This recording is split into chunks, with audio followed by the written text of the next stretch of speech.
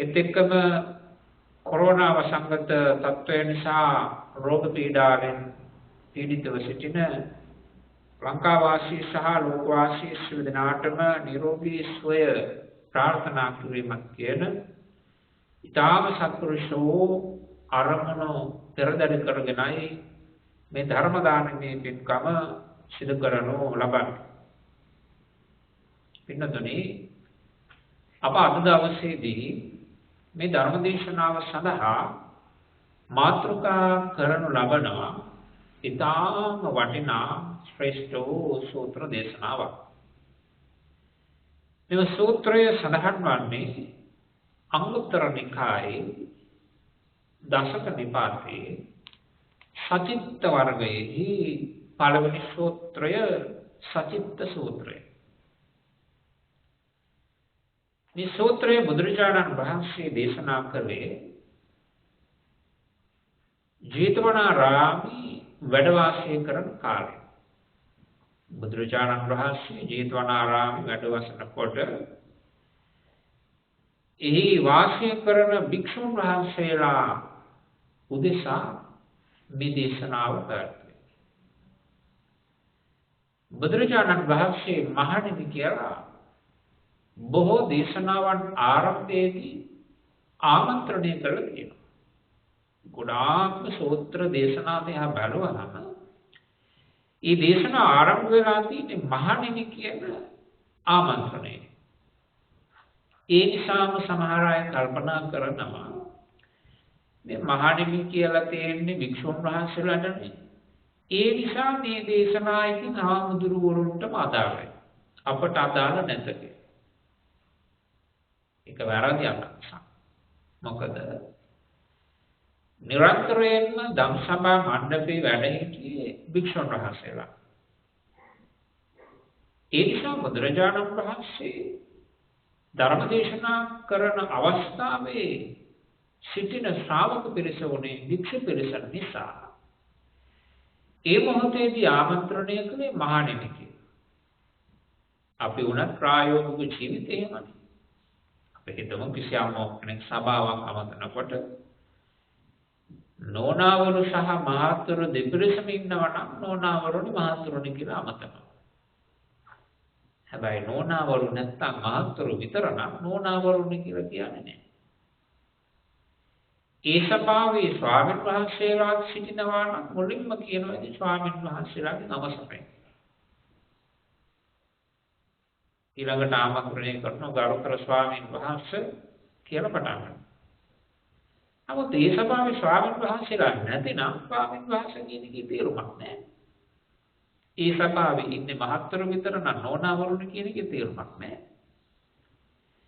ඒ නිසා බුදුරජාණන් වහන්සේ මේ දේශනාවන් කරන බොහෝ අවස්ථාවන් වලදී ධම්සභා මණ්ඩපේ වැඩ සිටි භික්ෂුන් වහන්සේලා නිසා එසේ ආමන්ත්‍රණය කළා. එනම මේ දේශනාවන් අපි සියලු දෙනාටම අදාළයි.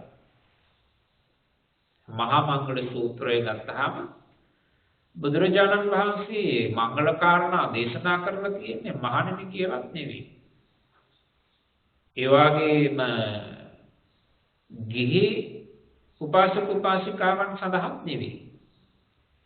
භික්ෂුණීන් සඳහාත් නෙවෙයි. ඒ දේශනාව පවත්වලා තියෙන්නේ දේවතාව අරමුණු කරමින් මුල් කරමින්. එනමුත් දැන් අපි කියනවාද මේ දේශනාව අපට අදාළ නැහැ. මේක දෙවියන්ටනේ උදාහරණ දේශනා කරලා තියෙන්නේ. ඒක අපිට අදාළ නැහැ කියලා එහෙම කියන්නේ. මේ දේශනාව අපටමයි අදාළ.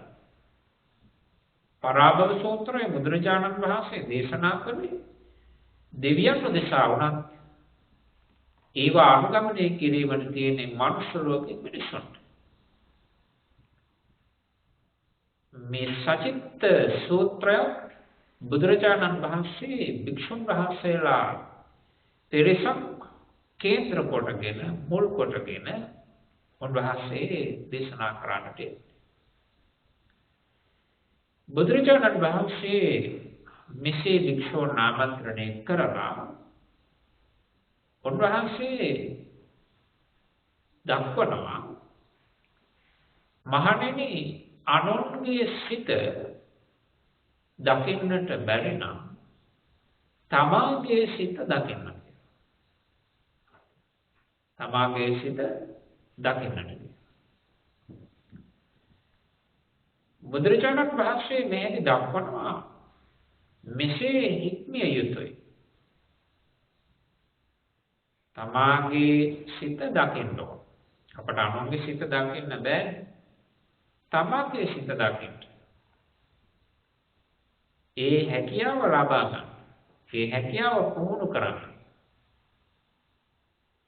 එතකොට මේ දේශනාවේ අරමුණ පුද්ගලයාට සිත දැකීම සඳහා තමාගේ චිත්තසංතානය පිළිබඳව ගවේෂණය කිරීම සඳහා පරිශ්‍රණය කිරීම සඳහා නිරීක්ෂණය කිරීම සඳහා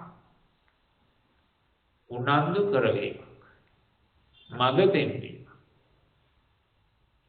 මේ සිත මුල් කරගත්තු දේශනාවක් තමයි සචිත්ත සූත්‍රය තුළ බුදුරජාණන් වහන්සේ දක්වනවා. එතකොට මොකක්ද මේ අනුන්ගේ සිත සහ තමන්ගේ සිත?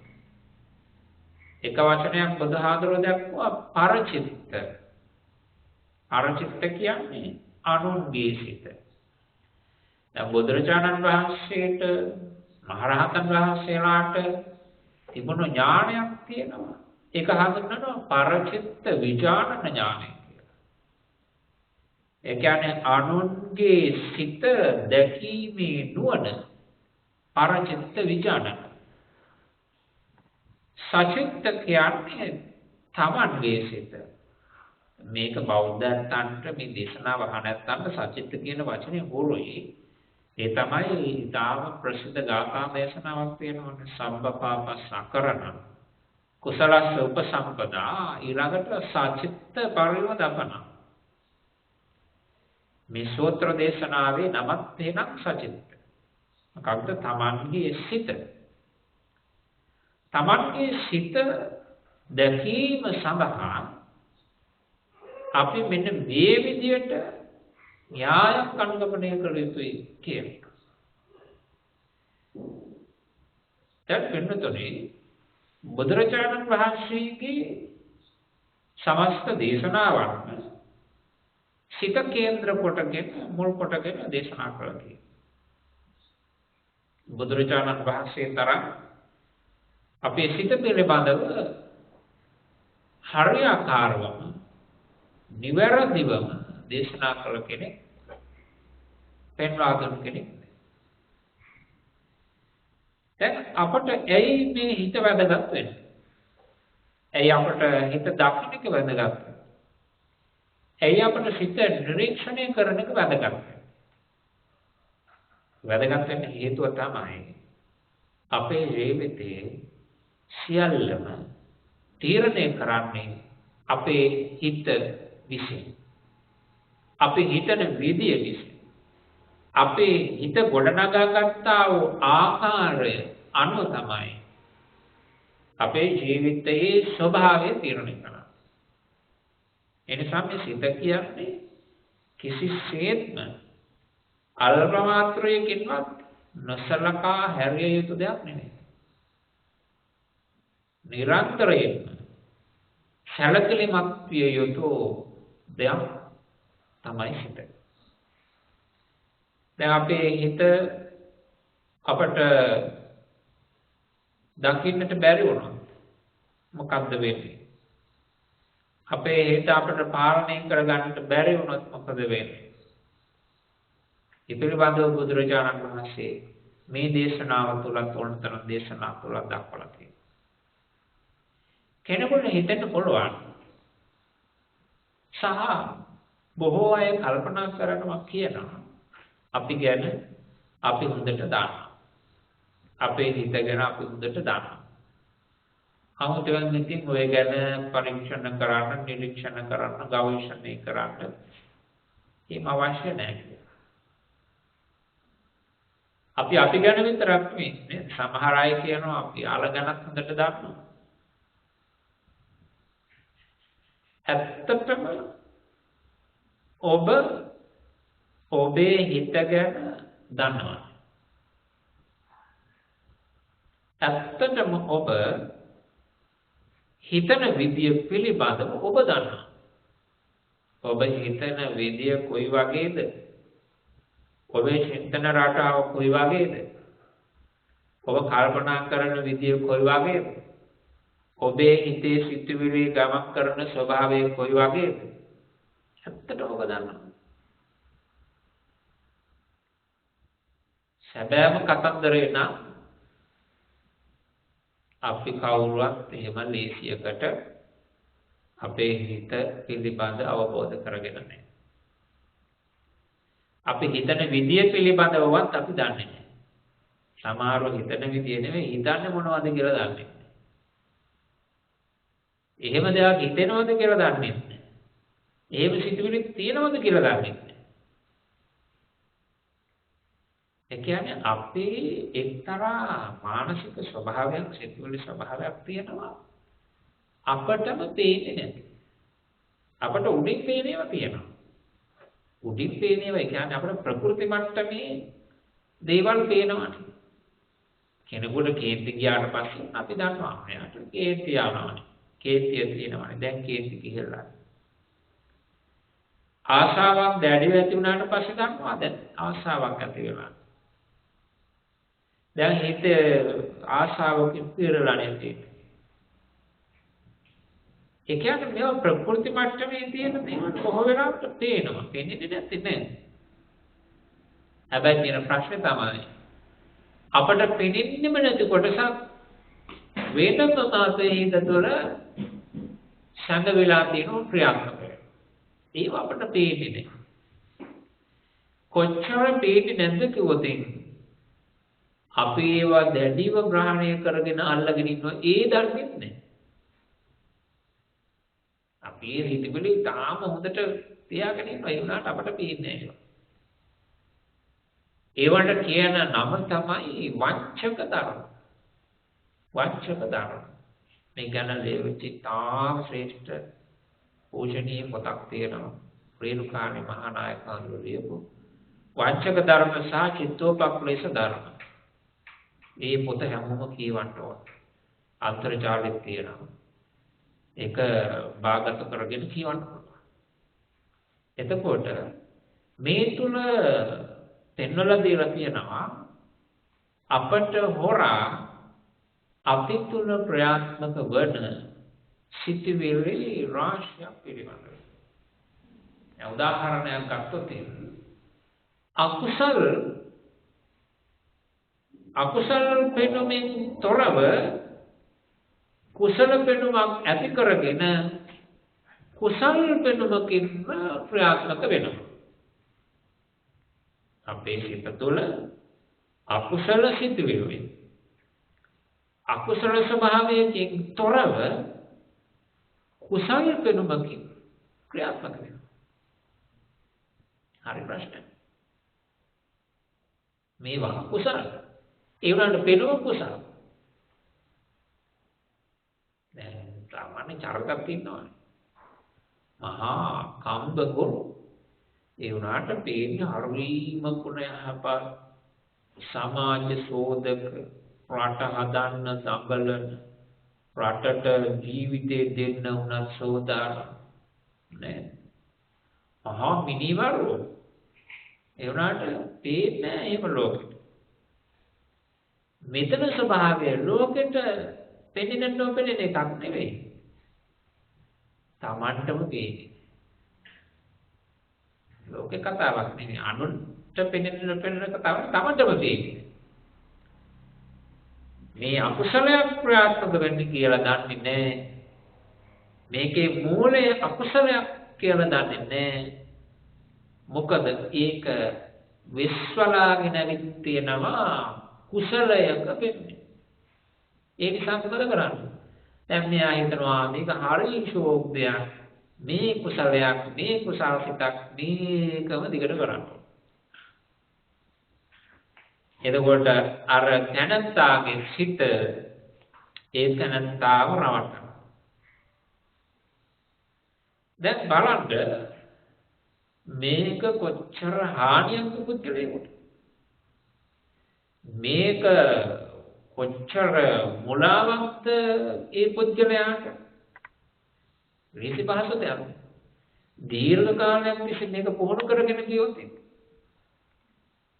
කුසල පෙනුමකින් ආපු අර යටිහිතේ තියෙන අකුසල ස්වභාවය. එතකොට ඒ තැනට තේරෙන්නේ නැහැ මේ මොකද්ද මම මේ දිගටම කරගෙන යන්නේ. ඇයි? ඉතින් යා කරන්නේ කුසලයක්. ඒ කියන්නේ මොකද්ද? ඒ තැනත්තා ඒකට රැවටෙනවා. පංචක කියන්නේ ඒක. මේක තමයි අපේ හිතේ ස්වභාවය. සිත උපමා කරලා තියෙන්නේ මායෝපමංච විඥානං කියලා. අපේ හිතේ ස්වභාවය නම් මේ වංචක ධර්ම වල අපිව රවට්ටනවා. ඒක අවස්ථාවක සඳහන් වෙනවා. අපි මම උපදේශනය කරනවා. එතකොට බොහෝ පිරිසක් අපට මුණ ගැහිලා තියෙනවා. විවිධ ක්ෂේත්‍රවල අය. දැන් ඒ අප මුණ ගැහුණාට පස්සේ අති බහුතරය 99%ක්ම වගේ කියන දෙයක් තමයි. ඒ කියන දේවල් වලින් තේරෙන්නේ මේ මම හරි කෙනා, මම නිවැරදි කෙනා, මම හොඳ කෙනා. මම නම් කවමදාවත් කාටවත් වෛර කරන්නේ නැහැ. මම නම් කවමදාවත් කිසිම කෙනෙකුට ඊර්ෂ්‍යා කරන්නේ නැහැ. ඒකට ස්වාමීන් වහන්සේ අපට අපෙන්ම හැදිච්ච ඕනේ අපට වෛර කරන්නේ. අපෙන්ම හැදිච්ච ඕනේ අපට ඊර්ෂ්‍යා කරන්නේ. අනේ අපි දැන් කවදාවත් කිසිම කෙනෙකුට ඊර්ෂ්‍යා කරන්නේ. දැන් මේ අත්දැකීම ඔබටත් ඇති. මේ බණ අහන මේ දේශනාව ශ්‍රවණය කරන පින්නතුන්ලාටත් ඇති. ඕනතරම් මිනිස්සු කියනවා අනේ අපි වෛර කරන්නේ, අපි ද්වේෂ කරන්නේ, අපි ඊර්ෂ්‍යා කරන්නේ. විශේෂයෙන්ම කියන දෙයක් තමයි ඊර්ෂ්‍යා කරන්නේ. මේක ඇත්තද?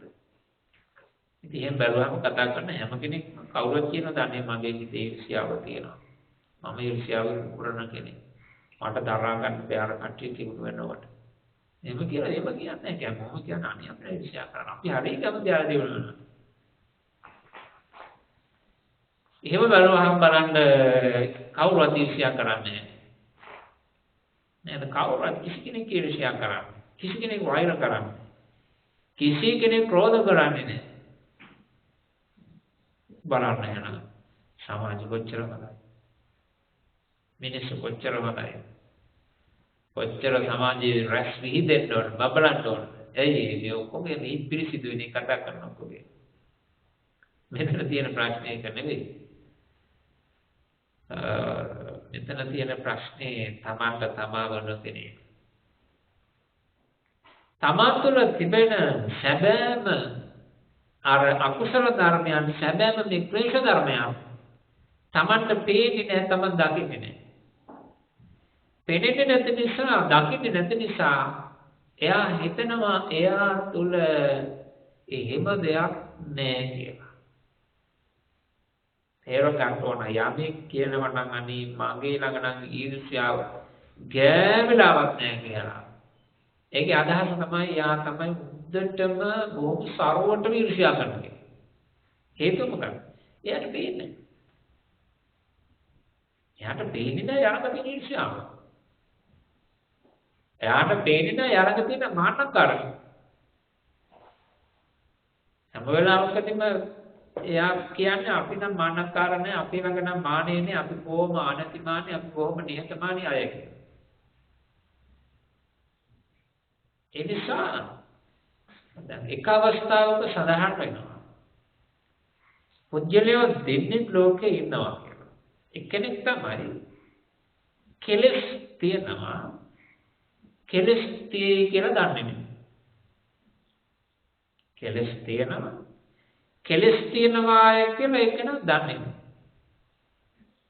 තව කෙනෙක් ඉන්නවා කෙලස් තියනවා, කෙලස් තියනවාය කියලා දන්නවා. මේ දෙන්නටම කෙලෙස් තියෙනවා. එක්කෙනෙක් තියෙනවයි කියලා දන්නේ නැහැ. අනෙක් කෙනා තියෙනවයි කියලා දන්නවා.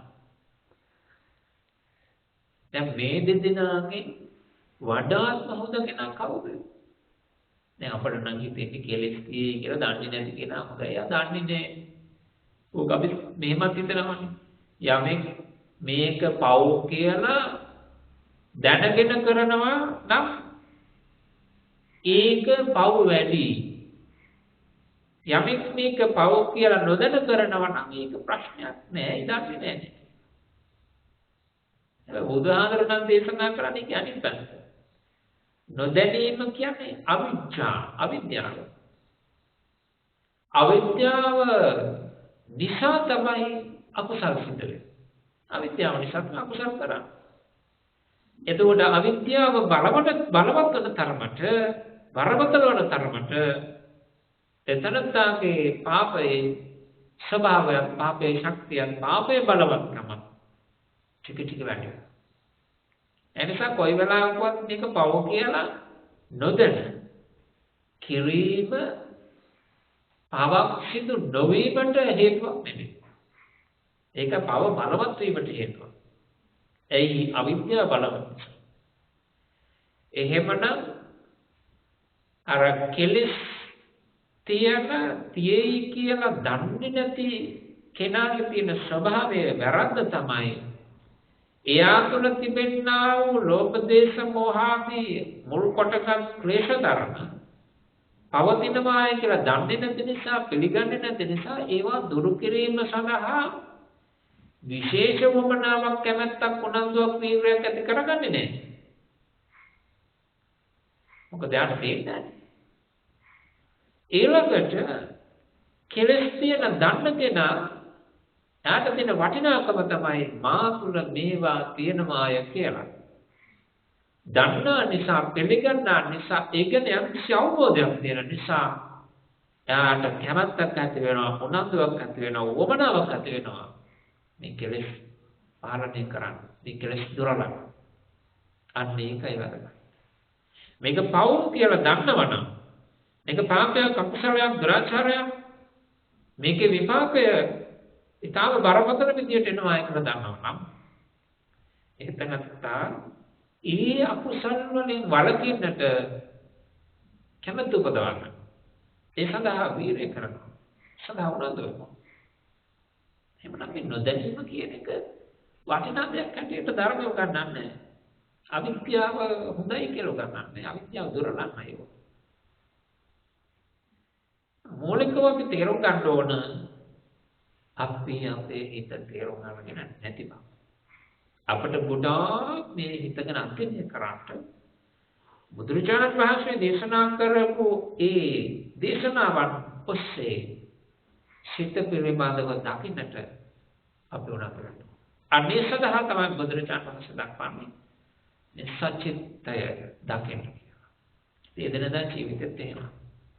දැන් අපි බොහෝ වෙලාවට අපේ වැඩ ටික ඔක්කොම පැත්තකින් තියලා අපේ රාජකාරී පැත්තකින් තියලා අපේ වගකීම් අමතක කරලා අනුන්ගේ කුණු කන්දල් හොයන්න කොච්චර කාලයක් ගත කරනවා. අනුන්ගේ ඕපාදූප වෙනුවෙන් අනුන්ගේ අඩුපාඩුකම් අදපොත පිළිබඳ සාකච්ඡා කරන්නේ. ඒ වෙනුවෙන් අපි කොච්චර වෙලාවල් අපේ වචන මොනතරම් අපි කැප කරනවා. ඒවත් ඉතින් යම් විදියකින් බැලුවහම උනන්දු උත්සාහ තමයි. අපි වැරදි විදියට මිච්ඡා විදියට යොදවනවා. මිච්ඡා වායය. ඒ නිසා අපි අනුන් පිළිබඳව දැකීම නෙමෙයි අවශ්‍ය. අනුන්ගේ උස්මිතිකම් නොපෙනීම. තමයුතු කම්පමණක්ම දකේවා. අනුන්ගේ උස්මිතිකම් දකින්න නෙවෙයි. එතන නපරේසං විලෝමානි නපරේසං කතාමත. අත්තනෝ අවකේය කතානේ අකතානිච. අනුන් කළ නොකළ දේවල් සෙවීම පැත්තකින් තියලා තමා කළ නොකළ දේවල් පිළිබඳව හොයන්න කියලා තමයි බුදුහාමුදුරු දේශනා කරන්නේ. අනේ එතන තමයි වැදගත්. අප පිළිබඳව හොයන්න. අපව හදන්න පටන් ගන්න. අනුමය හදන්න නෙවෙයි. අපි හරි ගම තියෙන අනිත් කෙනාව හදන්න. අනිත් කෙනාව හදා ගන්න. ඒවයි මේකේ කරන්න පුළුවන් දේවල් නෙවෙයි. නමුත් ලේසියෙන් කරන්න පුළුවන් දෙයක් තමයි සාර්ථක ප්‍රතිඵල අත්දකින්න පුළුවන් දෙයක් තමයි තමාව හදාගන්න එක. ඒ නිසා මෙතනත් අපි උත්සාහ කරන්න ඕන. අනුන්ගේ සිත් කියවීම නොවේ. තමාගේ හිත කියවන්න. ඒකයි බුදුහාමුදුරුවෝ මේ සත්‍යත සූත්‍රය දක්වන තමන්ගේ හිත දකින්නට උත්සාහවන්ත වෙන්න. එතෙන්දී බුදුරජාණන් වහන්සේ තාම ලස්සන උපමාවක් දේශනා කරනවා. ඒ උපමාව තමයි කිසියම් වූ තරුණේ බුදුරජාණන් වහන්සේ මෙතෙන්දී පාවිච්චි කරපු වචනය තමයි දහර. යුවා. දහර කියලා කියන්නේ දහරකාරය. යුවා කියලා කියන්නේ තරුණ යෝන් කියන එක. කියන්නේ මේ තරුණ වයසේ පසුවට අපි කියමු තරුණියක්. මේ කවුරුන් කෙනෙක් ඊටාව පිරිසිදු වූ කැඩපතකින් එහෙම නැත්නම් කණ්ණාඩියකින් කණ්ණාඩියක් නැතිනම් අතීත කාලේද වර්තමාන කාලේ අපි හැමෝම කණ්ණාඩියකින් මුණ බලන්නේ කැඩපතකින්. නමුත් අතීත කාලේ හැමෝටම කැඩපත තිබුණේ නැහැනේ කණ්ණාඩිය තිබුණේ නැහැ. අතීත කාලේ මොහොත බලන්න උපයෝගී කරගෙන තියෙන පිරිසිදු ජල බඳුන. ඔකලඹුඩ නොසෙල්ලුන පිරිසිදු ජල බඳුනකින් මුණ බලලා තියෙනවා. එතකොට මෙතෙන්දී බුදුරජාණන් වහන්සේ දක්වනවා ජල බඳුනකින් හෝ කැඩපතකින් හෝ අර යෝන් වියේ පසුවන තරුණයෙක් හෝ තරුණිය මොහොන බලනවා. බලලා පරීක්ෂා කරනවා මුහුණේ දුහුවිලි ගෑවිලා තියෙනවා. රජස් කියන වචනේ භාවිතා කරන දුහුවිලි ගෑවිලා තියෙනවා. ඒ වගේම රාමකරල් වගේ පොරලෑ වගේ ඇවිල්ලා තියෙනවා. දැලිකුණු ගෑවිලා තියෙනවා. දහඩියෙන් අප්‍රසන්න වෙලා තියෙනවා. මොන බලනවා. දැන් අපි සාමාන්‍යයෙන් බොහෝ වෙලාවට ප්‍රයත්න හිතලා බලන්න දවසට කීවතාවක් කණ්ණාඩියෙන් මුණ බලනවද කියලා. ගෙදර තියෙන කණ්ණාඩිය විතරක් නෙවෙයි සාක්කුවේ කණ්ණාඩියක් තියෙනවා තමයි. බෑග් එකේ සමහරවගේ අනිවාර්යෙන් පොඩි කණ්ණාඩියක් තියෙනවා. ගමන පුරාවටම වෙනින්නේ එකට යනවා නම් ඉතින් ගමන පුරාවට මුණ බල හඳ නිතර පරීක්ෂා කරන මොනට මොකද වෙලා තියෙන්නේ. එතකොට තරුණයෙක් බොහෝ වෙලාවට බයික් එකේ බහිනකොට බයික් එකේම කන්නඩිය මුණ බලන. එක වාහනේ කන්නඩිය මුණ බලන. එහෙම නැත්නම් ෆෝන් එක හරහා මුණ බලනවා. බලලා මුණ හදා ගන්නවා, කොණ්ඩේ හදා ගන්නවා, අඩුපාඩු හදා ගන්නවා. ඒ බුදුරජාණන් වහන්සේ අන්න ඒ උපමාව මෙතන දක්වනවා. තමන්ගේ මොහොන බලනවා මොනවා පිළිබඳව මොන පරීක්ෂා කරන්නේ මොන අපිරිසිදු වෙලාද අපවිත්‍ර වෙලාද දැලිකුණු ආදී දේවල් දුහුවිලි ආදී දේවල් ගෑවිලා බැලුවහම එයාගේ මොනේ යම් විදියකින් අපවිත්‍ර වීමක් වෙලා තියෙනවනම් අපිරිසිදු වීමක් වෙලා තියෙනවනම් මොකද කරන්නේ? ඊටාම යොමුසුළු වෙනවා. ඊටාම උනන්දු වෙනවා. උත්සාහවන්ත වෙනවා. තමන්ගේ මොහොන පිරිසුදු කරගෙන යථා තත්ත්වයටපත් වීම සඳහා. මොහොන හොදලා පිරිසුදු වෙන්න. මොහොනේ ලක් කරලා නැති කරගන්න. කොල්ලේ වලට ප්‍රතිකාර කරන්න. දැඩි වගේ ගැවිලා තියෙනවා නම් ඒක හොද ගන්න. මොන යථා තත්ත්වයටපත් කරන්න. උත්සාහවන්ත වෙන්න. ඔයාට ඒක කරන්න නැත්නම් කන්නඩි ගුණ බැලුවහම එහෙම මොනවා හරි හිත රිදෙන විදියට එහෙනම් හිත රිදෙන විදියට මුණට පුවක් හරි අලාභහානියක් වෙලා තියෙනවා නම් කොච්චර උනන්දු වෙනවද ඒක යථා තත්ත්වයට ප්‍රතිසංස්කරණය කරන්න. කොච්චර මාසෙලද පාමසුරෙන් ගන්නවා. සමහරවල් වෛද්‍යවරු හම්බෙනවා. මොන විවිධ ආලේපන වර්ග දානවා. ඊට පස්සේ විවිධ රූපලාවන්‍ය ශිල්පීන්ගේ උපකාරය ලබා ගන්නවා. සමහර වෙලාවට පිපිඤ්ඤ වෙති ගබලා තියෙනවා. ඊළඟට යෝගට් ගන්නවා. කොච්චර දේවල් ගන්නවා. එයි ලොකු නන්දුවක් තියෙනවා නැවතත් මොනේ අතටපත් කරගන්න. ඒ සඳහා යම් කිසි ව්‍යායාමයක් වෑයම් කිරීමක් උත්සාහවන්ත වීමක් තියෙනවා. දැන් මෙන්න මේ හා සමාන උනන්දුවක් අපි ඇති කර ගන්න ඕන තමන්ගේ සිත දකින්න. කොයි විදිහට දකින්න? දැන් සිත මොකෙන්ද දකින්න වෙන්නේ?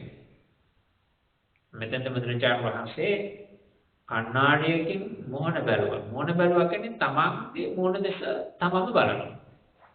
මම ඒකට හොඳ ඔබට මාවක් කියන්නම්. දැන් මේ ධර්ම දේශනාව හැමෝම ශ්‍රවණය කරන්නේ Facebook හරහා මොහොන පොත හරහානේ. එතකොට මොහොන පොත හරහා බලන හැමෝටම වෙනම ගිණුමක් Facebook account එකක් තියෙනවා. එතකොට තමන්ගේ පුද්ගලික account එකේ තමන්ට බලා ගන්න පුළුවන් VVS කියලා එකක් තියෙනවා. ඒක ක්ලික් කරාම බාහිර කෙනෙක් බලන විදියට තමන්ට තමන්ගේ ගිණුම දිහා බලා ගන්න පුළුවන්. කොහොමද ලෝකෙට පේන්නේ අපේ ගිණුම?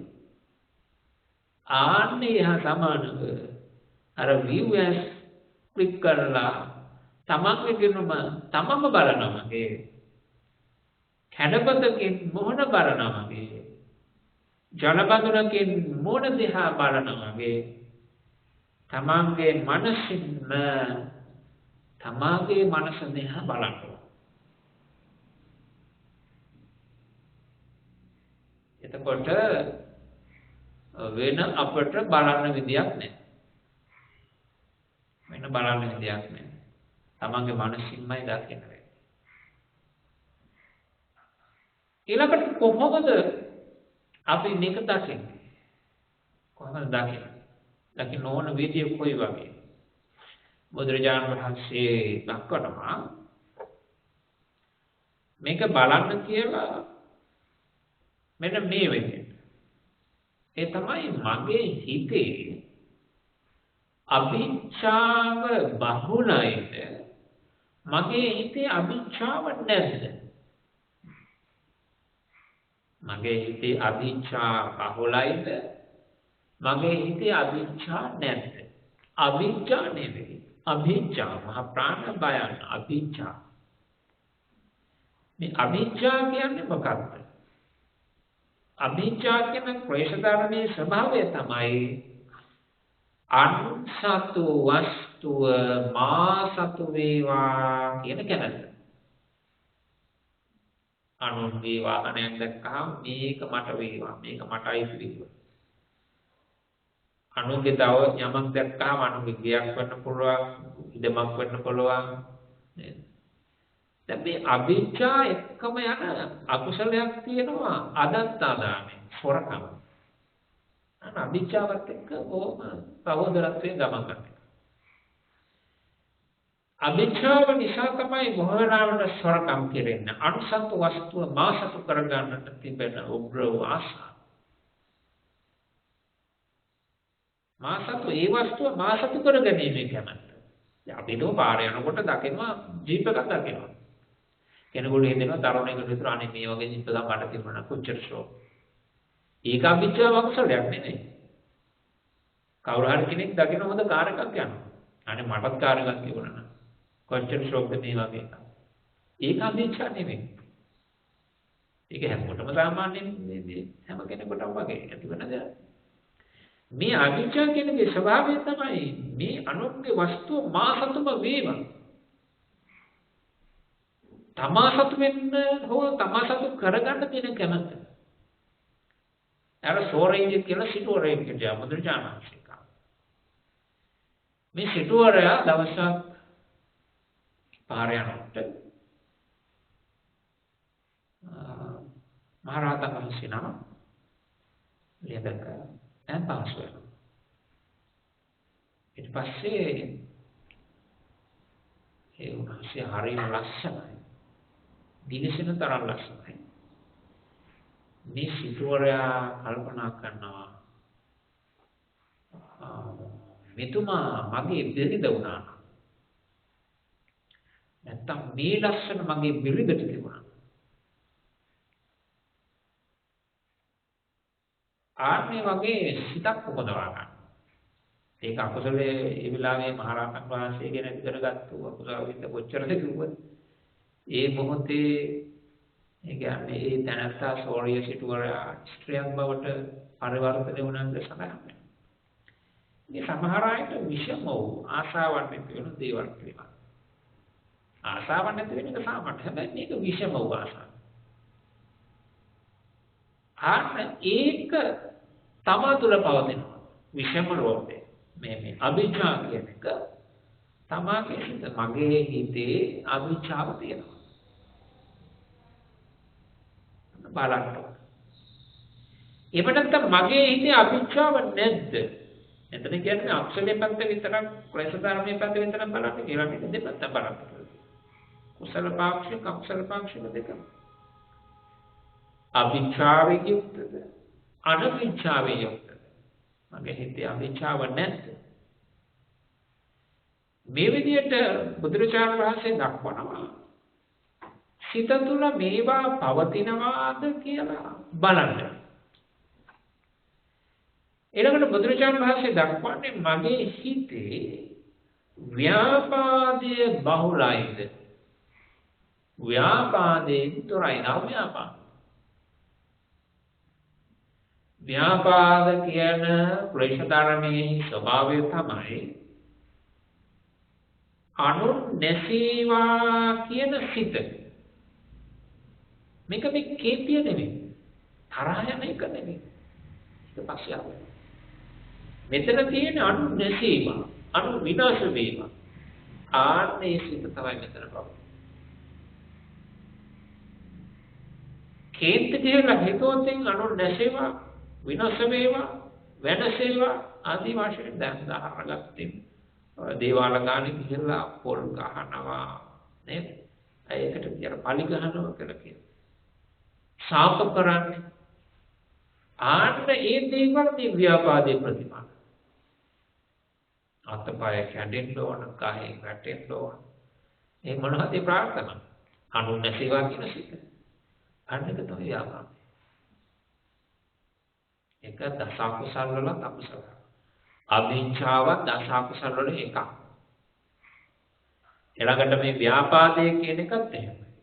ඒ වගේ බලන්න මගේ හිතේ එහෙම එකක් නැද්ද? මම එහෙම අනුනැසීවා කියන ඊය අකුසල් සිතට විරුද්ධ කෙනෙක්. මගේ හිතේ එහෙම ආශාවක් කැමැත්තක් උපදින්නේ නැද්ද? ඉතින් බලන්න. කොයි වගේද මෙය සිත තුළ ක්‍රියාත්මක වෙන්නේ? ඊළඟට දක්වනවා තමන්ගේ සිතේ මගේ සිතේ තීන මිද්දය මා තුළ තීන මිද්දය බහුලයිද? එහෙම නැත්නම් විගත තීන මිද්දෝ තීන මිද්දේ නැද්ද? සිතේ සහ ගතේ තියෙන මැලි බව හැමතිස්සෙම එනුම් ඇරෙර හැමතිස්සෙම නිද්‍රාසීදී හැමතිස්සෙම කම්මැලිකම් එද නිදි මරගාතේ නම් ඉන්නේ. නින්දට පක්ෂපාතී දේවල් මන ඔළුව තුල කැරකෙන. නින්දට යන විදියක්ම නම් කල්පනා කරන්නේ. සමහර වෙන්න කොයි වෙලාවෙත් නිදියි. ගෙදරත් නිදි, රැටත් නිදි, උදේටත් නිදි, දවල්ටත් නිදි, බණ අහන කොටත් නිදි. සමහර විල් ගත්තම දවසේම නිදි. කොතනත් ඔෆිස් එකට ගියාම ඔෆිස් එකේ නිදි. අපි රාජ්‍ය සමහර ආයතන වලට ගියාම දවල් කාලේ ගිහින් බලන්න උච්චර නිදිද කියලා. ඒනුමෙර මහා කම්මැලිකම් තීන මිද්දේ සිතෙහි සහ ගතෙහි තියෙන මැලි බව. හිතේ හැකිලුණු ස්වභාවය. සිත කොහොමද කම්මැලි වුණාම ගත කොහොමද කම්මැලි වෙනවා. සිතේ මේ ස්වභාවයන් හැකිලෙන ස්වභාවයක් නැති වුණාම ගතත් හැකිලෙනවා. ඒකට බලන්න මා තුළ මෙන්න මේ ස්වභාවය තියෙනවා. ඊළඟට මේ ස්වභාවය නැද්ද?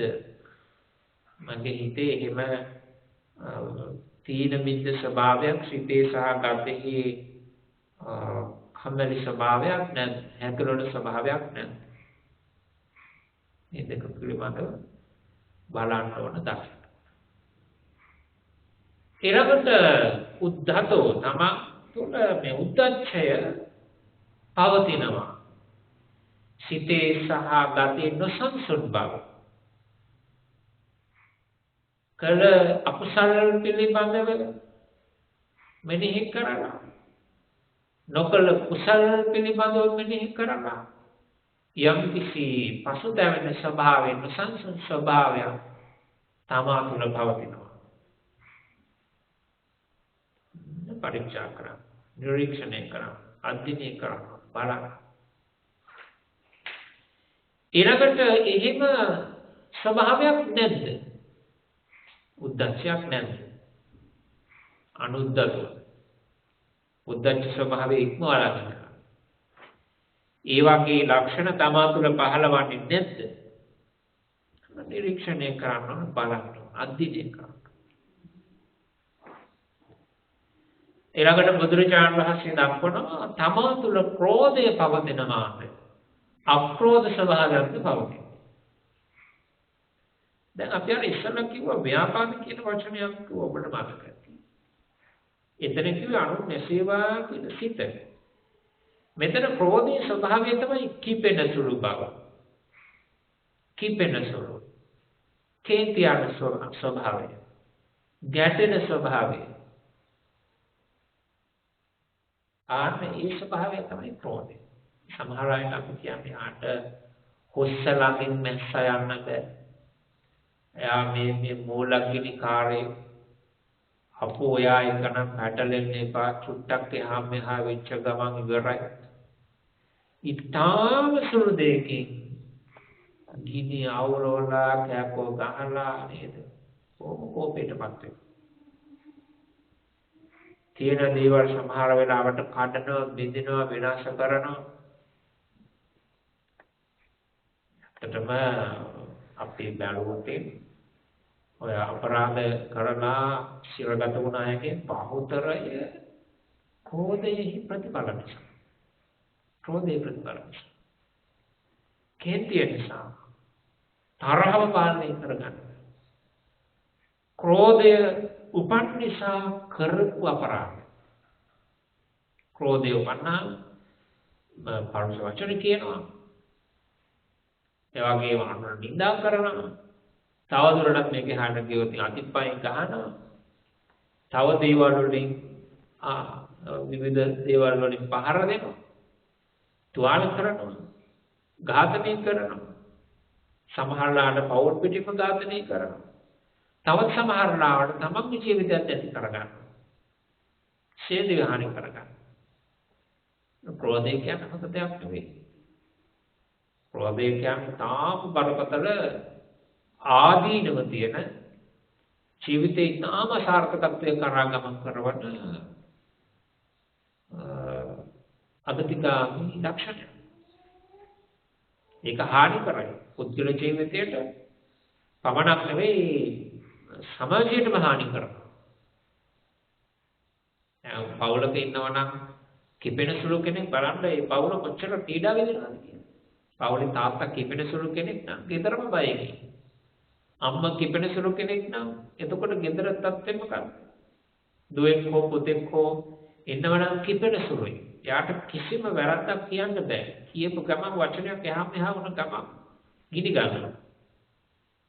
ක්‍රෝධ ගින්න කියලානේ හඳුන්වන්නේ ධර්මයේ. එතකොට කෙනෙකුට කේන්ති යනවා නම් යාට මිත්‍රයෝ නැහැ. යාළුවෝ නැහැ, හිතවතුන් නැහැ, ආශ්‍රය කරන අය නැහැ, කතා කරන්නේ නැහැ කවුරුවත්. එයා සමග ගනුදෙනු කරන්න කැමති නැහැ. එතකොට බලන්න ඕනේ එහෙනම් මා තුළ මෙන්න මේ කියන ලක්ෂණයන් පවතිනවාද?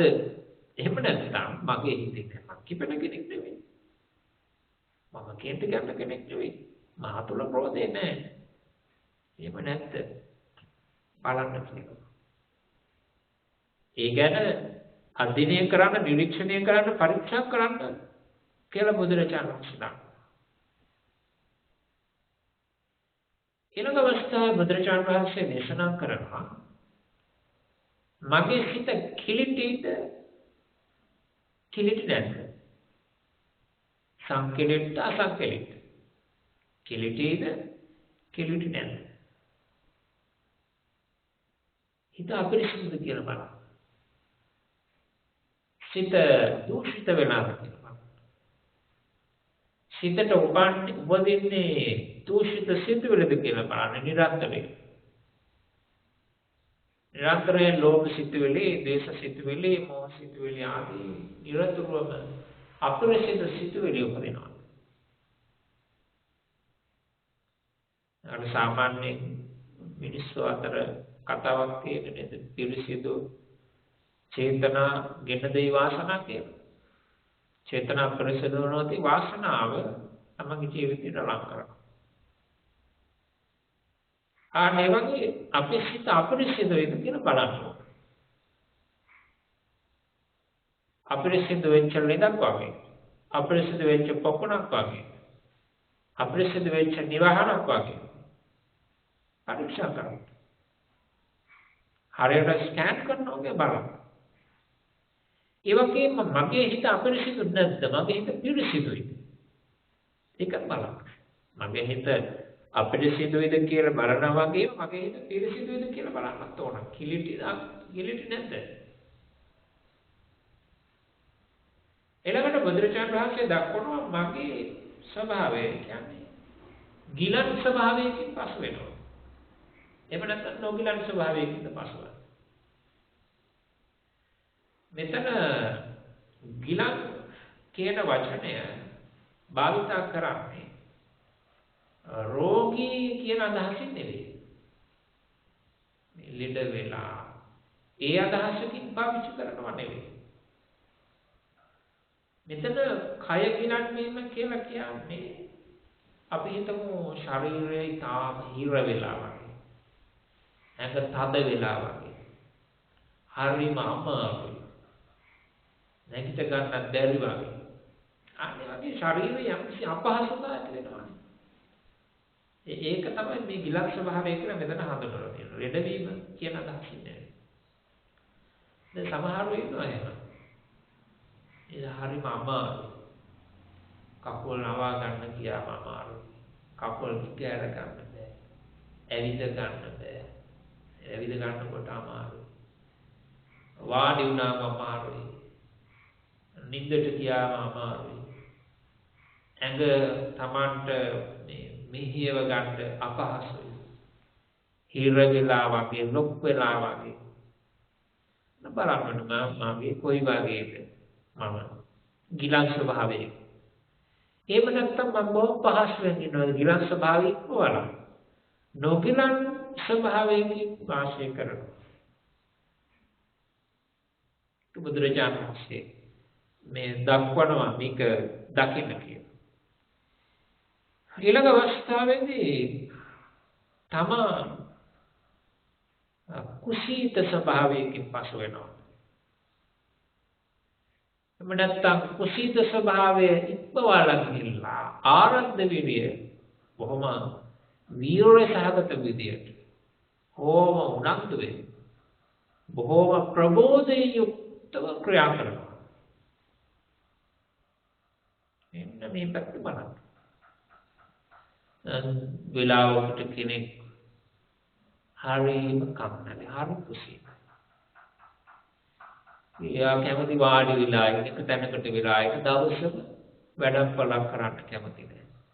හරි දැන් බුදුරජාණන් වහන්සේ දේශනා කරනවානේ කෙනෙක් ඉන්නවා මෙන්න මෙහෙම හිතලා වැඩ කරලා.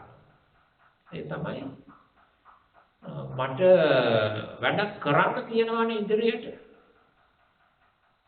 ඒ නිසා දැන් ටිකක් විවේකී පොඩි නිින්දක් දාලා ඉන්නක හොඳයි.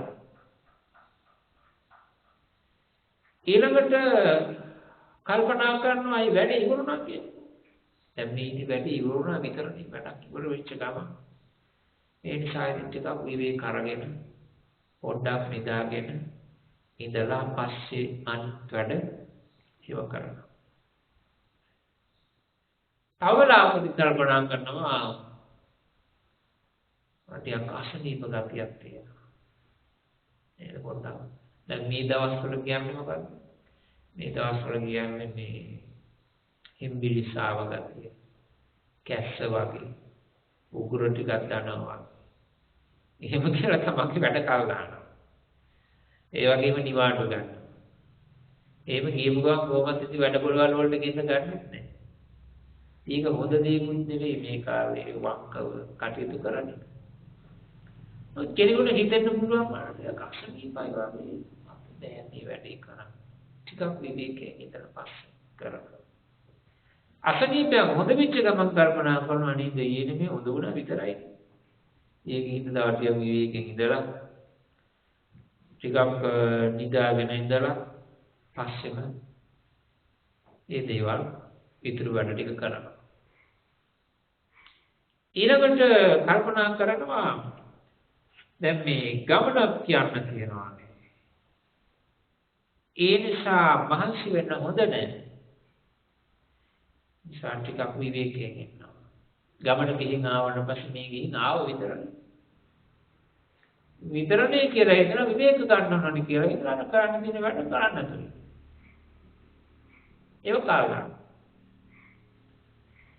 ඊට පස්සේ කල්පනා කරනවා අද නම් හරි කන්න හම්බුනේ නැහැ. අද හොඳ ආහාරයක් ලැබුණේ.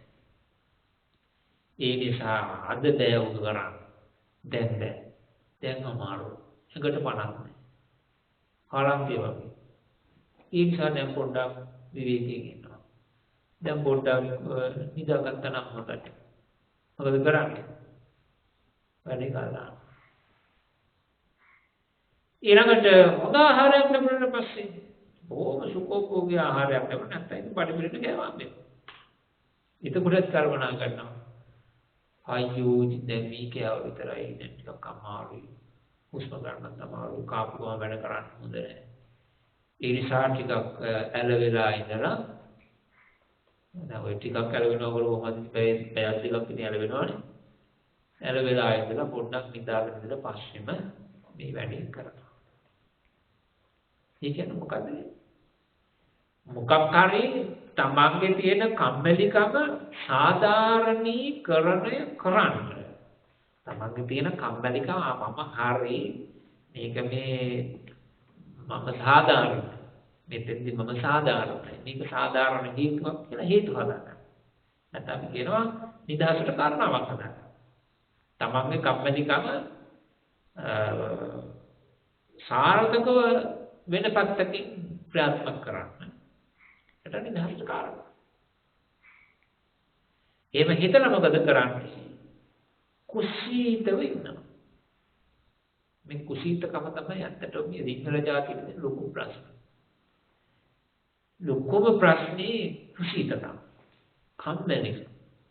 අපේ රටේ දියුණු වෙන්නේ නැත්තේ ඒකයි. දැන් මේ ධර්ම දේශනාව අහන බහුතරයේ විදිස් රටවල් වල නේ වැඩසටහන ශ්‍රවණය අපේ සත්පුරුෂ ජනතාව සදහවතු විවිධ රටවල් කවිදගෙන අහනවා.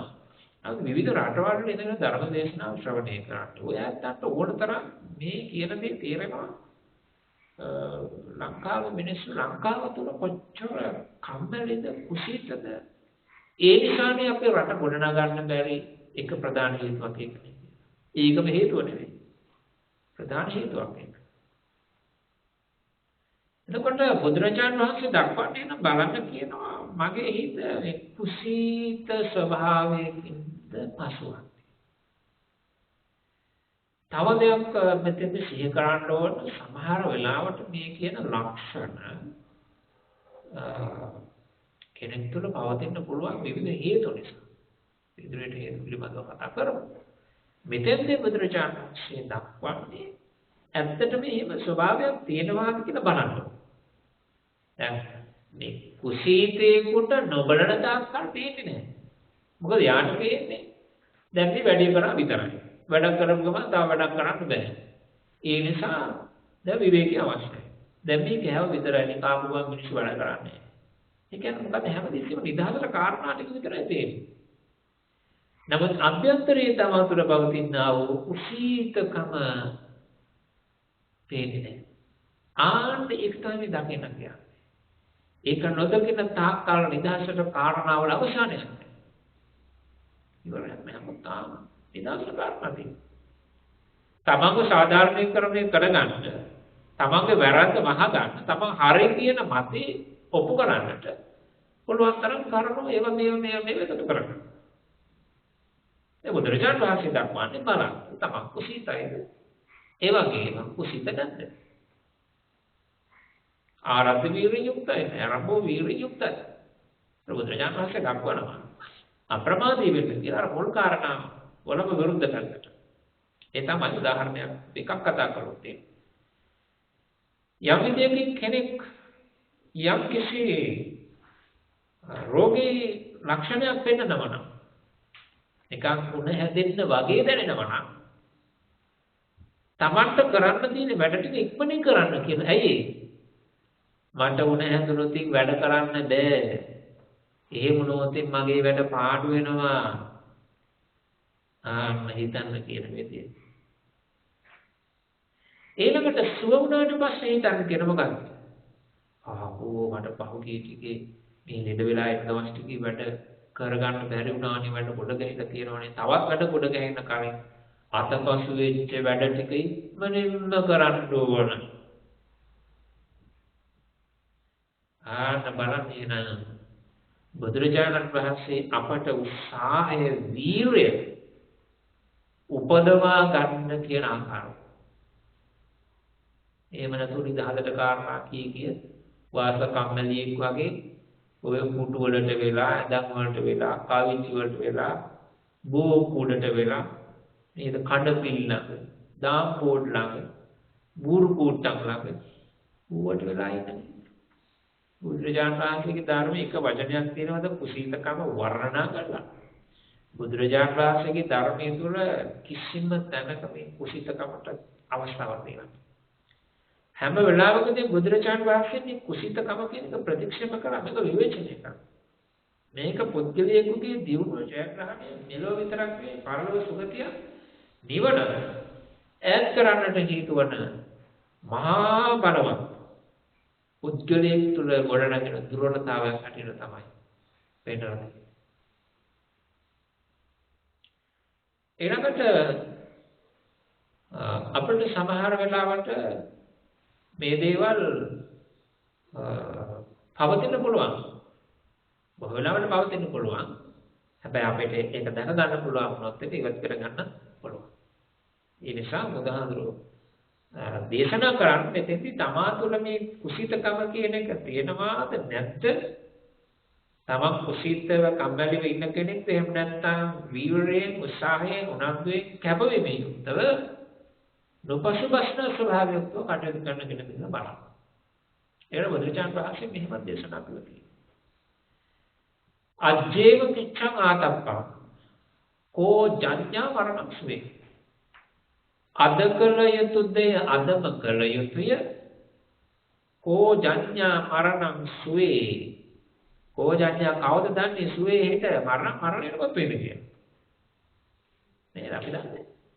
වාත දන්නේ නැහැ, ඔබ දන්නේ නැහැ, වෙන කෙනෙක් දන්නේ.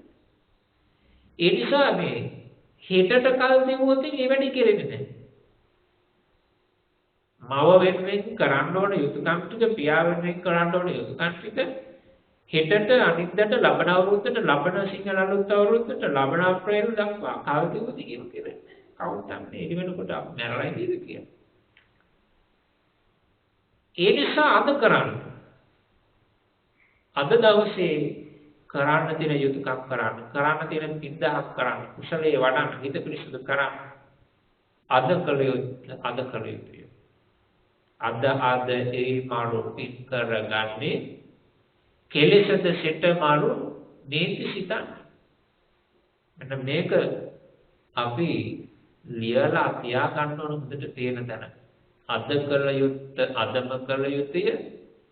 සිත මැරෙවිද කියා කවුරුද දන්නේ? බුද්ධ වචනය අජ්ජේව කෙච්ඡං ආතප්පං පෝචඤ්ඤ මරණං සුයි. කාල දමන්න කියන්නේ බුදුහාඳුර දැක්කේ. අපේ කොටස් දේවල් අපි කාල දාන්නේ. ධර්මයේ වඩන්න කාල දානවා, කුසල කරන්න කාල දානවා, සීල සමාදන් වෙන කාල දානවා, භාවනා කරන්න කාල දානවා. කොච්චර කාල දානවා. හැබැයි ඒ කාල දාන ආයත විශ්වාසයිද එච්චර කල් ඉදී කියලා. රිටයර් වෙනකල් ඉදී කියලා විශ්වාසයි සීල සමාදන් වෙනවා. ඒ නිසා අපි එළඹෙන ඊළඟ මොහොත එහෙම නැත්නම් ආශ්වාසයක් අරගෙන ඒක ප්‍රශ්වාසය නැත්නම් හුස්ම පිට කරන මොහොත දක්වාවත් ජීවත් වෙයි කියලා විශ්වාසයක් නැති අපි කොහොමද මේ සති ගණන් මාස ගණන් අවුරුදු ගණන් මහා දීර්ඝ කාල අනාගතයට කල්පනා කරේ ඒ දක්වා කාල දාන්නේ. ඒ නිසා බුදුහාඳුරෝ දක්වන්නේ අද කළ යුතුයි අදම කළ යුතුයි. අපි දකින්න ඕන අපේ හිත කුසීත ස්වභාවයක යුක්තද ඒ වගේම එහෙම නැත්නම් ආරම්භ වීර්යයෙන් උත්සාහවන්ත ස්වභාවය යුක්තද කියලා. ඊළඟට බුදුරජාණන් වහන්සේ දක්වන අවසාන කාරණය. ඒ තමයි මාගේ සිත විසරුණු ස්වභාවයේ යුක්තයිද එහෙම නැත්නම් මාගේ සිත සමාධිගතයි. මගේ හිත වික්ෂිප්තයි. විසිරලා කියන්නේ. එහෙම නැත්නම් මගේ හිත සමාහිත බොහොම සමාධිගතව හිත බොහොම සංසුන් බොහොම සංවරව ඒකාග්‍රව අවස්ථාව. මෙන්න මේ කාරණා දෙක බුදුරජාණන් වහන්සේ දක්වනවා තමා පිළිබඳව මේක දකින්න කියලා. තවත් අපිට දේවල් එකතු කරගන්න පුළුවන්. තව එකතු කරගන්න පුළුවන් මොනවද? අපි හිතමු දැන් මෙතනට ඊර්ෂ්‍යාව කියන එක. ඊර්ෂ්‍යාවට සම්බන්ධ දේවල් අපි සාකච්ඡා වුණා. නමුත් අපි පොදුවේ කරන ව්‍යවහාරයක සහ බොහෝ පිරිසක් මේ ඊර්ෂ්‍යාවෙන් පීඩාවට පත් වෙලා ඉන්නවා. ඊර්ෂ්‍යාවෙන් සහ ඊර්ෂ්‍යාවට ලක් වෙනවා. බලන්න මගේ හිතේ ඊර්ෂ්‍යාව තියෙනවද? ඊට ප්‍රතිවිරුද්ධව මුදිතාව තියෙනවා. මගේ සිත කරුණාවන්තයිද මගේ සිත අකාරුණිකයිද? මගේ සිතේ ත්‍යාගශීලීත්වය වැඩිලා තියෙනවද? මගේ සිතේ මසුරුකම මච්චර මලක් කියන ස්වභාවය වැඩිලා තියෙනවා. මම මහා මාන්නකාරයෙක්ද? එන සමහර අය උඩින් යනවා. තමන්ගේ පළාත ගැන, තමන්ගේ වංශය ගැන, තමන්ගේ පෙළපත ගැන, තමා ඉගෙනගත්තු ඉස්කෝලේ ගැන, තමා ඉගෙනගත්තු විශ්වවිද්‍යාලය ගැන, තමන්ගේ රස්සාව, තමන් ගිහිල්ලා කන කඩේ මේ දේවල් පවා දාන දිරිත් පුදුක බඳින පාටිය නේද? පැරදෙන දේවල් මේව ගැන හිතාගෙන සමහර අය උඩින් යන්නේ අතිමාන්නේ තමයි කටයුතු කරන්නේ. බලන්න එහෙම නැත්නම් මම හීනමානෙන් ඉන්න කෙනෙක්. කොයි ස්වභාවය? මම අභිමානෙන් ඉන්න කෙනෙක්. මම අනතිමානී කෙනෙක්. අන්න බලන්න. තමන්ගේ සිත දිහා මේක හැරලා බලන්න. මේ චාර්යාවන් පාවිච්චි කරන්න මම මේ විදිහට හිතන්නේ, මම මේ විදිහට කතා කරන්නේ, මම මේ විදිහට ගනුදෙනු කරන්නේ මානෙ නිසා. මම අනිකාව පහත් කොට මාව උසස් කොට සලකනවා. මේ විදිහට අපි දකින්නට ඕන. සෑම ආකාරයකම තමන්ගේ හිත පරීක්ෂා කිරීම හරියට. ඒ පරීක්ෂා කිරීම තුළින් අධ්‍යයනය කිරීම තුළින් සාබැලීම තුළින් අපට පුළුවන් අපේ හිතේ ස්වභාවය පිළිබඳව තේරුම් ගන්නට අවබෝධ කරගන්න. දැන් මෙන්න මේ විදිහට බලාගෙන යනකොට තමන්ට තේරෙනවා නම් මගේ හිතේ අදිච්ඡාව බහුලයි. මගේ හිතේ ගුණගමුකම බහුලයි. ඊර්ෂ්‍යාව බහුලයි, වෛරය බහුලයි, ක්‍රෝධය බහුලයි, ව්‍යාපාදේ බහුලයි, දීන පිද්දේ බහුලයි, උද්දච්ච කුච්චේ බහුලයි. කිලිටි වල ස්වභාවය බහුලයි. සිත විසිරුණ ස්වභාවය බහුලයි. ඒ විදියට ඔබට වැටහුණොත් මොකද කරන්න ඕන? ආයත සූත්‍රයේ මුලට ගිහිල්ලා අර තරුණයා හෝ තරුණිය ඉතාම යොසලෝනා මොහොනේ තිබුණ කිලිටි ගතිය දුරු කර ගන්නට. මොහොන පිරිසිදු කර ගන්නට, පවිත්‍ර කර ගන්නට. ආන්න ඒ වගේ අපි මොහොන පිරිසිදු කර ගන්න. එහෙම නැත්නම් හිත පිරිසිදු කර ගන්නට උනන්දු වෙන්න තියෙනවා. ඒ උනන්දු කොයි වගේද වෙන්න ඕන? ඒකට බුදුරජාණන් වහන්සේ මෙන්න මෙහෙම උපමාවක් දේශනා කරන මේක හොඳට ඔළුවේ තියාගන්න. මොකක්ද? කිසියම් වූ තැනැත්තෙකුගේ හිසට ගිනි ඇවුරුණා. එහෙම නැත්නම් ඇඳගෙන ඉන්න වස්ත්‍ර වලට ගිනි ඇවුරුණා. ආන්නේ ගිනිගත්තු හිස, ඒ ගිනිගත්තු වස්ත්‍ර නිවීම සඳහා යම් කිසි වෙහසක්, යම් කිසි වීරයක්, යම් කිසි අධිමාත්‍ර වූ කැමැත්තක්, අධිමාත්‍ර වූ කැමැත්ත කියන අධික කැමැත්තක්, බලවත් උත්සාහයක් උපදවා ගන්නවද වඩනවද? ආන්න ඒහා සමානම බලවත් කැමැත්තක්, බලවත් උනන්දුවක්, බලවත් වීරයක් උපදවා ගන්න කියනවා. තමන්ගේ අර අපරිසිදු සිතුවිලි ටික, ක්ලේශ ධර්ම ටික දුරු කරලා ගන්න. දැන් බලන්න බුදුරජාණන් වහන්සේ කොහොමද අපල කියන්නේ? දැන් අපි ඇත්තටම අපේ මේ කොණ්ඩේට ගිනියවලුනොත් ඔළුව ගිනි ගත්තොත්, එහෙම නැත්නම් අපි වස්ත්‍ර වලට ගිනියවලුනොත් අපි කල්පනා කර ඉන්නවද දැන් මේ පොඩි එකා එක මොන්ටිසෝරියට යන ලෑස්ති වුණා විතරයි ඇවිල්ලාම ගින්න නිවලා දානවා. පොඩි එකා ස්කූල් වෑන් එකට දාලාම ගින්න නිවනවා. එහෙම කල්පනා කර ඉන්නවා. මොන බර වැඩ ටික ඔක්කොම පැත්තක තියලා අර ගින්න නිවන්න තමයි ඒකම තමයි ප්‍රමුඛ. ඒකමයි ප්‍රමුඛ. ඒ සඳහා ඉතාම බලවත් කැමැත්තක්, බලවත් උත්සාහයක් ඇති කරගෙන ඒ සඳහා වැඩ. බුදුරජාණන් වහන්සේ දේශනා කරන අපිරිසිදු සිත පිරිසිදු කිරීම සඳහා ඒහා සමාන වීර්යයක් උපදවා ගන්න. ඒහා සමාන කැමැත්තක් උපදවා ගන්න. ඒහා සමාන උත්සාහයක් ඇති කර ගන්න.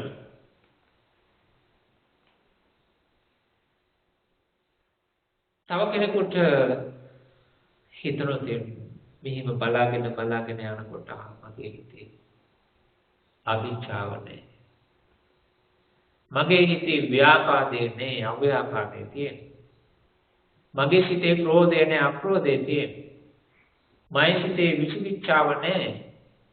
තින්න විචිකිච්ඡාව දුර වෙලා. උද්දච්චය නැහැ. මගේ සිතේ කුසීතකම නැහැ. කිලිටි ස්වභාවය නැහැ. සිත පිරිසිදුයි. ආත්මදුරචාරණ දේශනා කරනවා. එන හේත නැත්තා එතන සිට යෝග කරන්න කියනවා නිවන සඳහා. නිවන සඳහා, නිර්වාණ අවබෝධය සඳහා යෝග කරනවා කියන යෝග කියන එක පාවිච්චි කරන්නේ. භාවනා වඩන්න, සමත විපස්සනා වඩන්න. නිවන සඳහා විහිසෙන. මෙන්න මේ විදිහටයි බුදුරජාණන් වහන්සේ සජිත සූත්‍රය තුළ දක්වන්නේ අපට අපේ හිත පරීක්ෂා කිරීම සඳහා. දැන් අපි මේ කතා වෙච්ච කරුණු එක මේ සූත්‍රය ඔබට කියවන්න පුළුවන්. මේකේ බුදුරජාණන් වහන්සේ දක්වලා තියෙන කරුණු එක. එතකොට අපට බුදුරජාණන් වහන්සේ කොහොමද පෙන්වලා තියෙන්නේ මේ මෙන්න මේ ක්ලේශ ධර්මය? අපේ අභිචාව සිත කිලිට කරනවා. විචිකිච්ඡාව සැකය සිත කිලිට කරනවා. ඒක බුද්ධ ආදී අඥාන පිළිබඳ සැකය වෙන්න පුළුවන්. සාමාන්‍ය ජීවිතයේ සැකය වෙන්න පුළුවන්. කුමනාකාරයක හෝ ජීවිතයට සැකය, බලවත් සැකය කියන එක හානි කරනවා. ක්‍රෝධය කියන එක හානි කරනවා. දැන් මෙතෙක් වෙන අපි මේ කතා කරපුවා මේ සචිත්ත සූත්‍රයේ දක්වෝ කරුණු 10 එක කරුණක්වත් මුල් අවස්ථාවේ දක්වපුවා අපට සුවයගෙන දෙනවා, සැපයගෙන දෙනවා, සතුට අහිමි කරනවා. බුදුරජාණන් වහන්සේ මේ දේශනාව කරන්නේ සැපෙන් ඉන්න. දැන් මේතු විවිධ රටවල් වල ඉන්නේ. විවිධ වෘත්තීන් මේ රස්සාවල් වල නියමයි. එතකොට ඔබට ගොඩාක් පීඩා විඳින්න වෙනවා. ගොඩාක් පීඩා විඳින්න වෙනවා. තමන්ගේ ඥාති හිත මිත්‍රාදීන්ගේ, තමන්ගේ සුදුසු පරිසරයෙන්, තමන් ප්‍රිය කරන සංස්කෘතියෙන්, පන්සලේ සමාජයෙන් ඈත්ලා වෙන ආගන්තුක පරිසරයක ආගන්තුක පිරිසක් එක්ක, ආගන්තුක සංස්කෘතියක් එක්ක, ආගන්තුක භාෂාවක් එක්ක, ආගන්තුක පිරිසක් සමග වැඩ කරන්න වෙනවා. එතකොට බලන්න ඔබම මේ දිහා බලුවහම මේ කිව්ව සිද්ධ වෙන්නේ කොච්චර මනසට පීඩාකාරීද? කොච්චර මනස අපේ විද වටනවද? ශෝකයට, දුකට, තැති ගැනීමට, පසුතැවීමට ආදියට හේතු වෙනවා. එතකොට අපි එන බුදුරජාණන් වහන්සේ මේ දේශනා කරන සූත්‍රය දිහා බලුවහම අපට ආන්න ඒ කිව්ව දුක, පසුතැවීම, කනගාටුව ආදී දුරු කරගන්න. ඒ බලන්න සැකකින් මිනිස්සු මොනතරම් පීඩා විඳිනවද කියලා. සැකකින් මිනිස්සු අර කුකුල් කේන්තිකාරයෝ කොච්චර පීඩා විඳිනවද? ව්‍යාපාදයෙන් පසු වෙන මිනිස්සු කොච්චර පීඩා විඳිනවද? ඊර්ෂ්‍යාවෙන් පසු වෙනකොට මොනතරම් පීඩාවක්ද? වෛරයෙන් පසු වෙනක කොච්චර පීඩාවක්ද? මේ දේවල් ගත්තාම අපිට අපේ ජීවිතයේ සතුට අහිමි වෙනවා. අපේ ජීවිතේ ප්‍රීතිය අහිමි වෙලා යනවා. අපේ ජීවිතේ සැප අහිමි වෙලා යනවා. සැප කියන්නේ කන බොන එක විතරක් නෙවෙයි. ටීවී එකක් ඉස්සරහා ටීවී එක බලාගෙන ඉන්න එක. ඒව විතරක් නෙවෙයි සැප කියන්නේ. ඒව යැපෙන් බැලුවොත් සැපක් නෑ. නමුත් අපි සැපයි කියලා හිතනවා. අපිට මේ කිව් මුල් අවස්ථා කරුණු ටික සැබවින්ම ජීවිතයට දුකක්මයි. සැප තියෙන්නේ ඥානික පැත්ත. ව්‍යාපාදයේ දුරු කළාට පස්සේ සැපයි. ක්‍රෝධයේ දුරු කළාට පස්සේ සැපයි. සැකේ දුරු කළාට පස්සේ සැපයි. සැකේ නැත්තම් සැපයි. මම මේකම තව දෙයක් එකතු කරන්න. මොකද ඔබට ඔබේ ප්‍රායෝගික ජීවිතයට තව මේකට අවශ්‍ය වෙන නිසා. කෙනෙකුට මේකම ලක්ෂණ යම් මානසික ව්‍යාකූල තත්ත්වයන්ගේ ප්‍රතිඵල හැටියට එන්නත් පුළුවන්. අපි උදාහරණයක් ගත්තොත් විෂාදයෙන් පසුවන කෙනෙක්, ડિප්‍රෙෂන් වලින් ඉන්න කෙනෙක්, ඒ වගේ OCD වගේ රෝගී තත්ත්වයක ඉන්න කෙනෙක්, දීටෝන්මාද වගේ තත්ත්වයක ඉන්න කෙනෙකුට ක්‍රෝධය අධික විදියට එන්න පුළුවන්. ව්‍යාපාදයට එන්න පුළුවන්.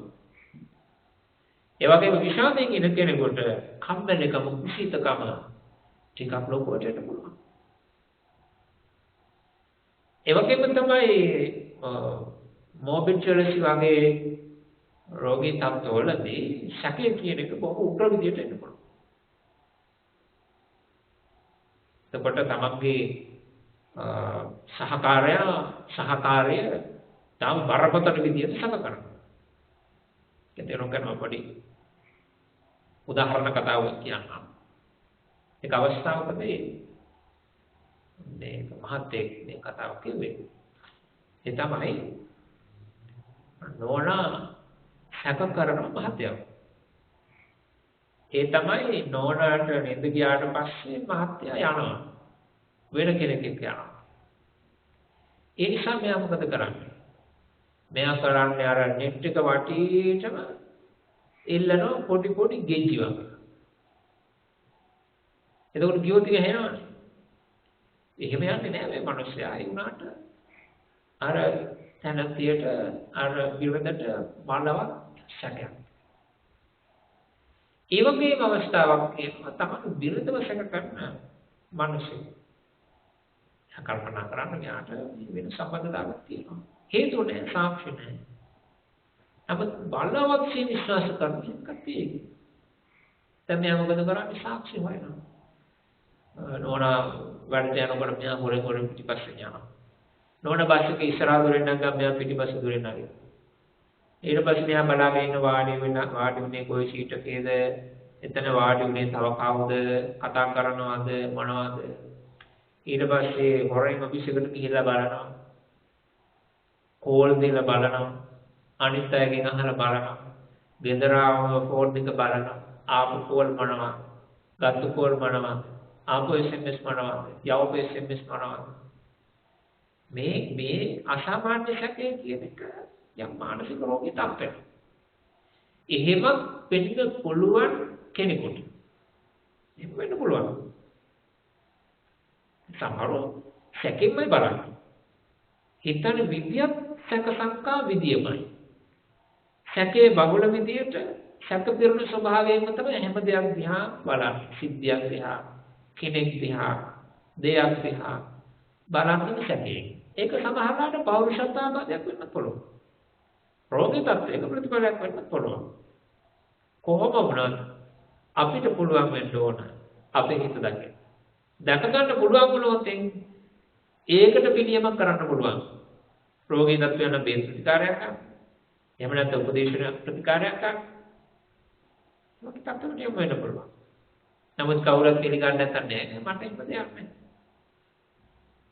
මට කොහෙද එහෙම ගත්තේ? එහෙම වුණොත් මොකද වෙන්නේ? හැමදාම අර්ධුරලතාවයම අර ප්‍රශ්නෙම චිත්ත කාල පුරාවට පිට වෙනවා. හැබැයි මතක තියාගන්න. යමෙක් තුළ මෙන්න මේ කිව්ව අර මුල් ලක්ෂණ ටික තියෙනවා නම් ඊතනත්තා බලවත්සේ පීඩා විඳිනවා වගේම ඒහා සමාන බොහෝ ඊට වැඩියෙන්ෝ එයාගේ ළඟම ආශ්‍රිතයෝ ටික පීඩා විඳිනවා. සැකේට භාජනය වුණාම ගෙදරයි පීඩා විඳින්න පීඩා. ගෙදර කවුරු හරි කෙනෙක් ක්‍රෝධයෙන් ඉන්නකොට, ව්‍යාපාදයෙන් ඉන්නකොට, අවිචාවෙන් ඉන්නකොට, සොරසිතෙන් ඉන්නකොට, වෛරයෙන් ඉන්නකොට, ඊර්ෂ්‍යාවෙන් ඉන්නකොට, අධික උඩඟුකමෙන් ඉන්නකොට පවුලේ අනිත් පීඩා විඳින්නත් අරතනත් විතර පීඩා විඳින්නේ. මුළු පවුලම පීඩා විඳිනවා. ආශ්‍රය කරන අය පීඩා විඳිනවා. ආන්න ඒ නිසා යමෙක් තමන්ගේ හිත දැකලා තමා තුළ පවතින දුර්වලතාවයන් දැකලා ඒවා පිළි අරගෙන හිස ගිනිගත්තු කෙනෙක්, තමන්ගේ වස්ත්‍ර ගිනිගත්තු කෙනෙක්, ඒ ගිනි නිවීම සඳහා යම් වෙහසක් උත්සාහයක් අදිමාත්‍ර වූ කැමැත්තක්, බලවත් කැමැත්තක් ඇති කරගෙන බලවත් උත්සාහයක යෙදෙනවා නම් ඒහා සමාන උත්සාහයක යෙදීමෙන් එතරම්තාට කියන්නේ බණ ඇසීමෙන්, ධර්ම සාකච්ඡා කිරීමෙන්, සමතේ වැඩිවීමෙන්, විපස්සනා වැඩිවීමෙන්, හොඳ කල්යාණ මිත්‍රයෙක් ආශ්‍රය කිරීමෙන්, ධර්මයෙන් පිළිබඳව කියවීමෙන්, ඒ වගේම රෝගී වගේ තත්ත්වයක් නම් උපදේශනයට යොමු වීමෙන්, බේත් ප්‍රතිකාර ගැනීම, මේ විවිධ ආකාරයෙන් දේවල් වලින් එතරම්තාට සුවපත් වෙන්න පුළුවන්. අන්න සුවපත් වෙනවා කියන්නේ මොකද්ද? ඒතරම්තා සපවත් වෙනවා. මේ තරත්තා සපවත් වෙනවා, සුවපත් වෙනවා කියන්නේ gedara හැම දිනාටම සැනසෙනවා. සමහර අය කියනවා මේ දරුවා මෙන්න දැන් ඉස්සර වගේ නෙවෙයි. දැන් හරියම හොඳයි. ඉස්සර කීයේ යනවා. දැන් හරියම හොඳයි ඉවසනවා. අපි නිවන් දැක්කවා. හැමෝටම සැනසෙන එක. ඒ කියන්නේ මුළු පවුලටම සපයි. පවුලටම සපෙන් ඉන්න පුළුවන් මේ හිත පිරිසිදු කරගත්තා. එතකොට බුදුරජාණන් වහන්සේ එහෙනම් දේශනා කරන්නේ අපට අපි දිහා හැර බලන්න. තමා කළ නොකළ දේ පිළිබඳව හැර බලන්න. ඒ නිසාමයි බුදුරජාණන් වහන්සේ දැක්වේ නතම් මාතා පිතා කෛරා අඤ්ඤේ වාපිච ඥාතක සම්මා පණිහිතං චිත්තං සේය සෝණං තතෝ කරේ. යමෙක් තමගේ හිත හදා ගන්නවා නම් ආන්නේ හදාගත්තු හිතේ තැනත්තාට කරන යහපත මවෙන් පියෙන් ළඟම හිතයි ඥාතිය කරන යහපතට වඩා බලවත් යහපතක්. හැබැයි යම් කිසි කෙනෙක් වැරදි විදියට හිත පිටවා ගත්තේ. ආනේතරත්තාට වැරදි විදියට පිටවා ගත්ත සිත කරන අයහපත කොයි වගේද? සොරෙක් තවත් සොරෙක් දැකලා ඒ දිසෝ දිසම් යම්නා කෛරා වේදමාපන වේරණ මිච්ඡා පණිහිතං චිත්තං පාපියෝනං තතෝ කරේ. ඒතරත්තාව පෞකාරයෙන් කරන කොයි වගේද? අර සොරෙක් තව සොරෙකුට වෛරකාරයෙන් තවත් වෛරකාරයකට කරන අයහපතට වඩා යහපත. ඇයි? ඒතරත්තා මේ ජීවිතේ තපායක් කරගෙන ඊට පස්සේ පරලොව දුගතියට යනවා. හැබැයි යම් කිසි කෙනෙක් හිත හදාගත්තා නම් යහපතේ පිටුවා ගත්තා නම් සම්මා පණිහිතං චිත්තං. සම්මා කියන්නේ යහපත් විදියට සිත පිටුවා ගත්තා නම් ඒතනත්තාට මෙලව ජීවිතයේ ස්වදායකයි සපදායකයි ප්‍රීතිදායකයි සතුටෙන් ජීවත් වෙන්න පුළුවන්. ඊළඟට පරලොව වශයෙන් මේ ජීවිතය තුළ නිවන අවබෝධ කරගත්තේ නැත්නම් පරලොව වශයෙන් සතර පායෙන් අත්දෙන්න පුළුවන්. ආසන්න භවයකදී නිවනටපත් වෙන්න පුළුවන්. කවුද? හිසකිනිගත්කු වගේ. ඒකින්ද නිවන්නට යම් විහිසක් කරනවාද ඒහා සමාන විහිසක් හිත පිරිසිදු කරන්නට යොමු කර උනන්දුන කෙනා. ඒ නිසා මේ වෙලාවේදී ඔබට මේ බුදුරජාණන් වහන්සේ දේශනා කළ සචිත්ත සූත්‍රය උපකාර වෙන්නට අවශ්‍යයි. උපකාර කරගන්නට අවශ්‍යයි. විදේශගතව සිටින ඔබ සියලු දෙනාට දේශීව සිටීමෙන් ධර්ම ශ්‍රවණය කරන දෙනාටම සිත පිරිසිදු කරගෙන නිවන් මඟ වඩා එළිපෙළි කරගෙන නිවන් අවබෝධය ලබා ගැනීම සඳහා ඒ සඳහා සියලු දෙනාට මේ ධර්මානුශාසනාව උපකාරයක් වේවා කියන ප්‍රාර්ථනාව සිදු කරමින් මේ වෙලාවේදී අප හැම දෙනාම බොහෝ ශ්‍රද්ධාවෙන් යුක්තව ධර්ම ශ්‍රවණය කිරීම තුළින් සිත කය වචන ඥාන දුරින් සිදු කළ උතුම් පින්දහම් දිව්‍යයන්ට අනුමෝදන් වේවා. දිව්‍යෝ සපවන්ත වේවා. ලැබු සපවන වඩා දියුණු කරගනිත්වා දිව්‍යයන්. ප්‍රාර්ථනීය බෝධිති මුතුන් මොණිවනින් සනසෙත්වා කියලා ප්‍රාර්ථනා කරමු. අප හැම දිනාට විද්‍යාරෝපණ ධර්මයන් මෙලොව පිණිස වේවා. නිවන් දක්නා ජාති දක්වා සත්පුරුෂ ශාස්ත්‍රයන් නොලැබී පිණිස වේවා. සත්පුරුෂ ශාස්ත්‍රයන් ලැබේවා. නිවන් දක්නා ජාති දක්වා නරක තිරිසන් ප්‍රේත අසුර කියන සතර පායෙන් අත්මිදී පිණිස වේවා. සුගතියක්ම වේවා. ජාතියක් ජරාවක් ව්‍යාධියක් මරණයක් හිත පරම ශාන්තතුම් අමා මහ නිර්වාණ අවබෝධයේ පිණිසම හේතු වාසනා වේවා. යෝනිවන් ප්‍රාර්ථනා කරමු. එවැගේ මේ දේශනාව විවිධ රට රාජ්‍යයන්හි සිටිමින් විවිධ ස්ථානවල සිටිමින් අන්තර්ජාලය හරහා ශ්‍රවණය කළ ඔබ සියලු දෙනාටම ඔබ හැම දිනාගේම පවුල්වල සියලුම දෙනාටම ඒත් එක්කම කොරෝනා වෛරසය ආසාදනීය වී රෝගී තත්ත්වයට පත් වුණ ශ්‍රී ලාංකික ප්‍රජාවට ලංකාවේ සහ විදේශගතව සිටින හැම දෙනාටම විවිධ රටවල් වල මේ පීඩාවට පත් වුණ සියලුම දෙනාටම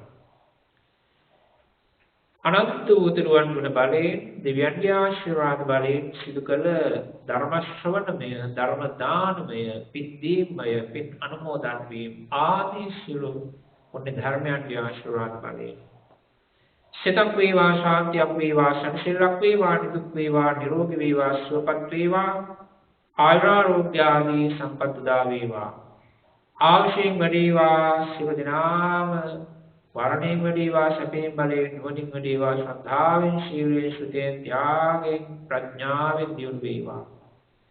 නිදුක් සම්පත් නිරෝගී සම්පත් දිගාසිරි සම්පත් උදා වේවා කියලා ආශිර්වාද කරනවා. අප මේ ගාථාවන් කියමින් පින් අනුමෝදන් කරමු.